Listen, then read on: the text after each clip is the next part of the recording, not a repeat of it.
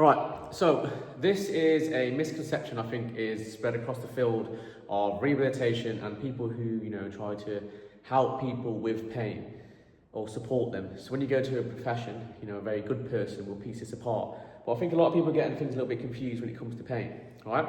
So for example, if you have pain in your elbow, right, and what we tend to do is go, oh, actually, the pain is here, so there's something going on here.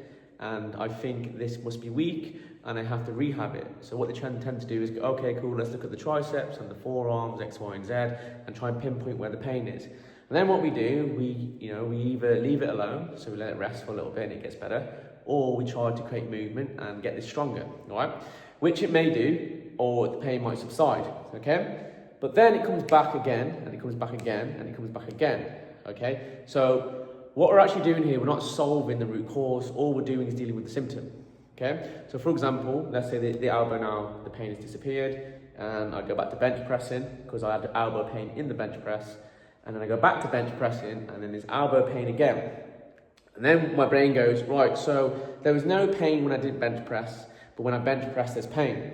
So what we tend to do then is go, okay, cool, let's blame the bench press.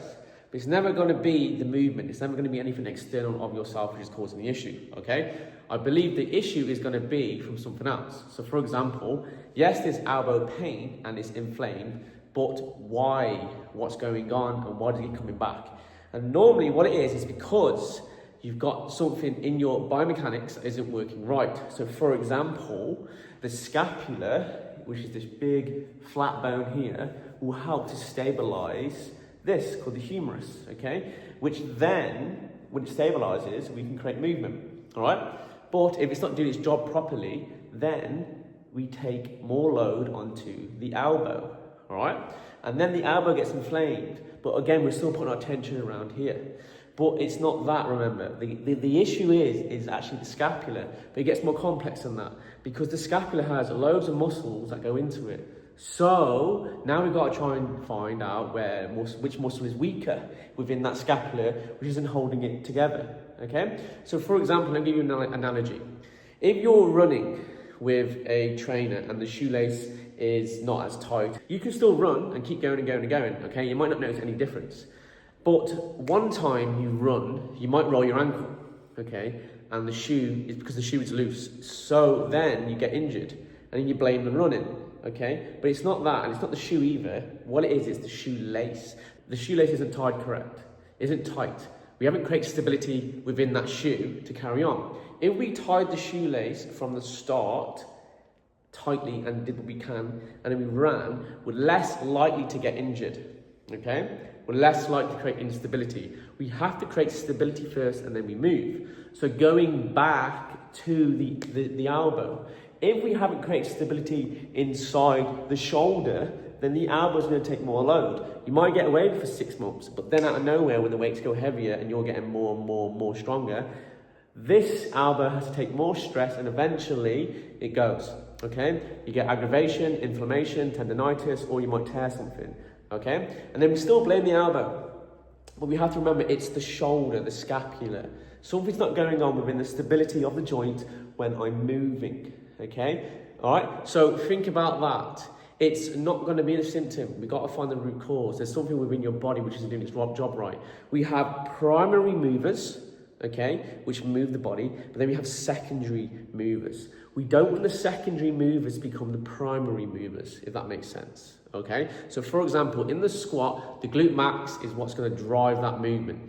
But if it doesn't work properly, then the TFL, tensor fasciae lata, or the quads will do more work, which in time, which has happened to me, caused a tear within the quad muscle and the TFL. My brain was like, okay, cool, the quads are weak because they've teared. No, they've overloaded, all right? But where is there no pain?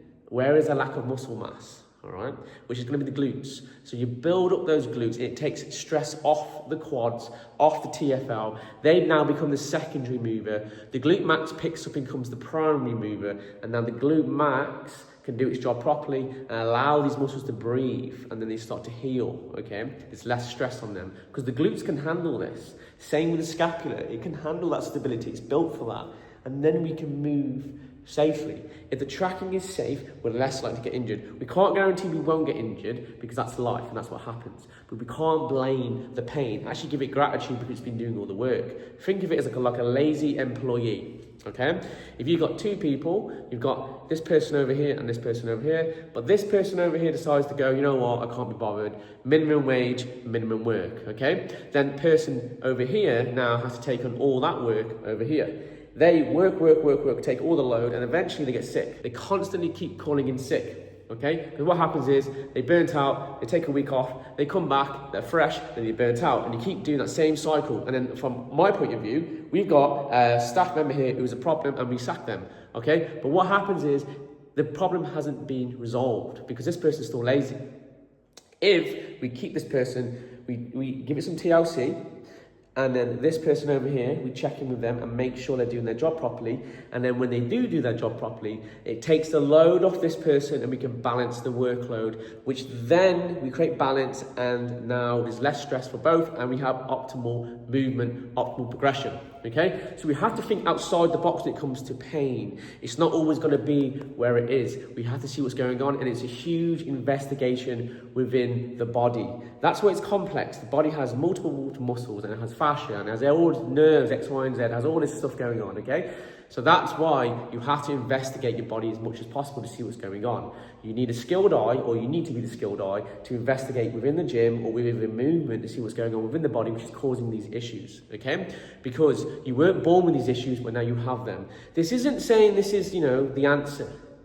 It is the answer to a lot of people's problems, all right, but might not be for you. So you have to carry on investigating, okay? Because sometimes you can have trauma to the elbow. You might fall on the elbow, and now you actually cause trauma there. We don't blame the scapula. We now go, actually, we caused trauma there. But when stuff comes out of nowhere, we have to investigate a little bit more. And it goes even deeper than that, and deeper and deeper. So you have to constantly be a case study, working with yourself, looking what's going on, and exhausting all possibilities. All right, so it's very key to look into this. Be your own case study. Don't give up. We have to do this before we go under the knife, okay? That is our last resort, surgery, okay? Or something like that, which, has its purpose, but we have to try our best to exhaust all possibilities, because then if we find a solution holistically in movement, and actually we find out what the problem was and we can move forward, that's great, and now we avoid surgery down the line, okay? Some people are completely different, have different styles of alignments that, this goes completely out of the equation, because they might have an autoimmune disease, X, Y, and Z, or something's going on within inside of them.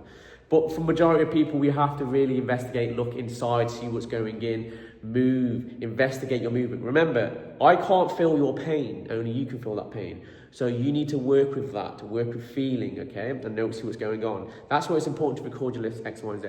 It's just something to think about and something to look at with your injuries, okay? So for example, I'm getting elbow pain in the bench press, and it's coming from here, okay? And what's going on is my wrist is now sitting in extension and overloading this elbow. But why? What's going on? And what I've noticed is my rotator cuffs and my scapula doesn't stabilize as well as the left-hand side, so I might get a little bit of a hike, which means my lat's not doing its job properly, okay? The lat is actually smaller on this side than it is to my left side. So what's going on is I might get a little bit of a hike, which means there's less stability here. The elbow has to work harder, okay, and the wrist, and we get stress around here.